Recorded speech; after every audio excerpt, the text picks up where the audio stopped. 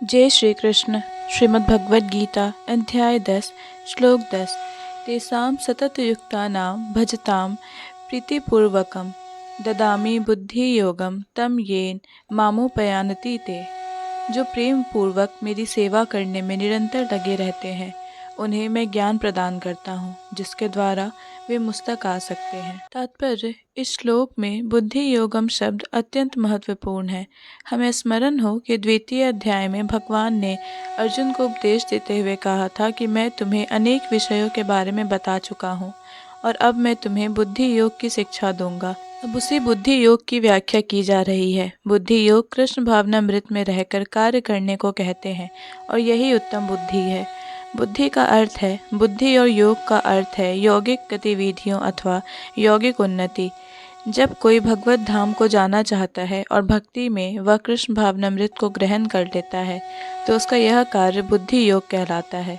दूसरे शब्दों में बुद्धि योग वह विधि है जिससे मनुष्य भव बंधन से छूटना चाहता है। उन्नति करने का चरम लक्ष्य कृष्ण प्राप्ति है। लोग इसे नहीं जानते, अतः भक्तों तथा प्रामाणिक गुरु की संगति आवश्यक है। मनुष्य को ज्ञात होना चाहिए कि कृष्ण ही लक्ष्य है और जब लक्ष्य निर्दिष्ट है तो पथ पर मंद गति से प्रगति करने पर भी अंतिम लक्ष्य प्राप्त हो जाता है।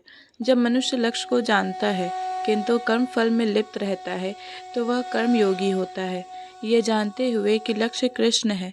जब कोई कृष्ण को समझने के लिए मानसिक चिंतन का सहारा लेता है तो वह ज्ञान योग में लीन होता है, किंतु जब वह लक्ष्य को जानकर कृष्ण भावनामृत तथा भक्ति में कृष्ण की खोज करता है तो वह भक्ति योगी या बुद्धि योगी होता है और यही पूर्ण योग है। यह पूर्ण योग ही जीवन की सिद्ध अवस्था है।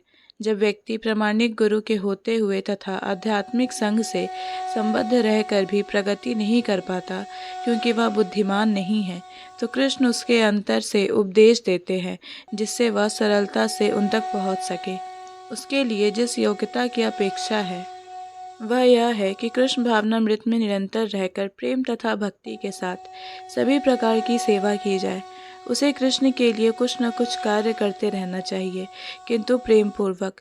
यदि भक्त इतना बुद्धिमान नहीं है कि आत्म साक्षात्कार के पथ पर प्रगति कर सके, किंतु यदि वह एक निष्ठ रहकर भक्ति कार्यों में रत रहता है तो भगवान उसे अवसर देते हैं कि वह उन्नति करके अंत में उनके पास पहुंच जाए। जय श्री कृष्ण। भगवद गीता के सभी श्लोकों को सुनने और समझने के लिए हमारे चैनल को सब्सक्राइब करें। अगर वीडियो पसंद आया हो तो इसे लाइक और शेयर करें।